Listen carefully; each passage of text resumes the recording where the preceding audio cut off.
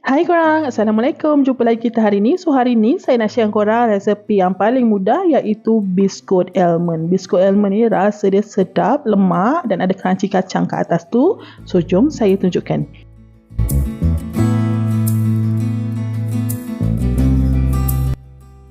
Pertama sekali, saya menggunakan 140 gram butter. Kalau korang nak rasa lagi sedap, korang gunakan pure butter yang salted. Okey, kemudian saya masukkan 30 gram gula icing. Kemudian kita ayatkan. Bila dah siap ayak, so kita akan mix sehingga sebati sahaja, okey?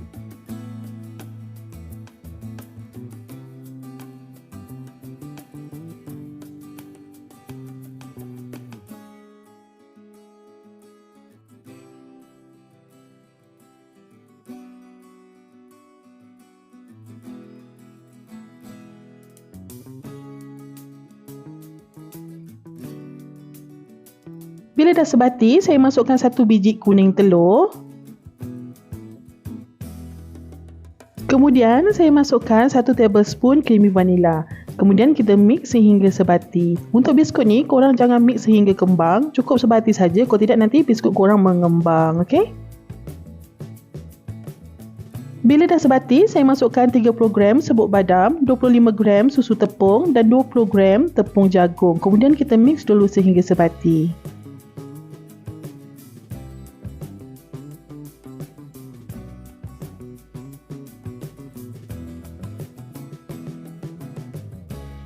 Bila dah sebati, saya masukkan 200 gram tepung gandum. Kemudian kita akan mix sehingga menjadi dough yang tak lekat di tangan.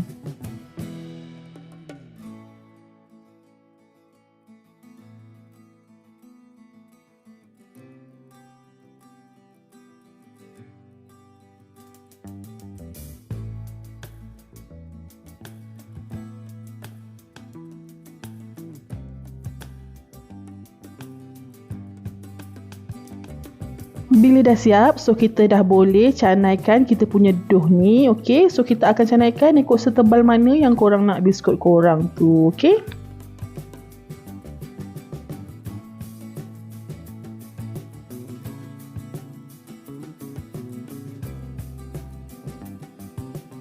Bila dah siap, so kita dah boleh terapkan kuih kita. Kat sini saya menggunakan acuan bulat saja. Kalau korang nak guna acuan berbentuk lain pun tak ada masalah, bergantung kepada cita rasa korang, okey?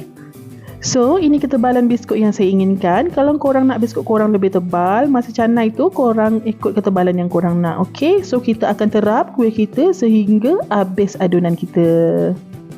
Bila dah siap, so kita akan susun dalam loyang yang akan kita gunakan untuk bakar nanti. Okey, bila dah siap, saya akan bakar biskut kita ni dalam oven pada suhu 150 darjah Celsius selama 20 minit. Untuk hiasan pula, saya menggunakan white chocolate. Saya cairkan dengan menggunakan kaedah double boil. Mula-mula, biskut yang korang dah bakar, korang celupkan kepada white chocolate dan kemudian kita akan masukkan dekat almond slice yang kita dah bakar terlebih dahulu. Ada yang bertanya, almond slice nak bakar berapa lama? Saya bakar dalam oven pada suhu 140 darjah Celsius selama 15 minit atau sehingga keperangan sahaja, okey? So, kita akan celup biskut kita sehingga habis. Bila dah siap, saya akan biarkan seketika di luar sehingga coklatnya mengeras. Dan kemudian kita dah boleh hidangkan. Okey korang, inilah hasilnya biskut almond kita. So korang, terima kasih kerana menonton. Jangan lupa like, komen dan subscribe. Kita jumpa di next video. Assalamualaikum. Bye.